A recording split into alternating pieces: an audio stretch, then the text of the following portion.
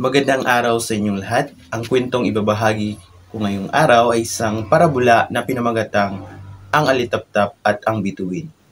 Ngayon ay inanyan ko kayong makinig at ituon ang inyong mga atensyon sa akin. Ang Alitaptap at ang Bituin.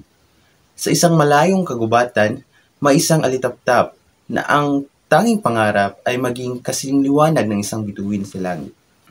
Araw-araw, pinagmamasdan niya ang bituin sa gabi. Napakaliwanag mo. Lahat ay humahanga sa iyo, sabi ng alitaptap. Samantalang ako, saglit lang ang liwanag at kaunti lang ang nakakapansin.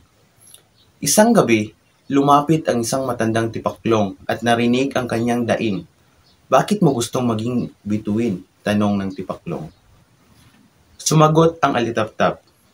Dahil gusto kong maging mahalaga at hindi malimutan.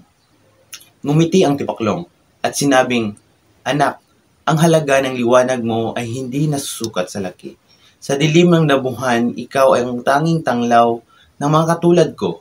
Hindi mo kailangang abutin ang langit para maging mahalaga.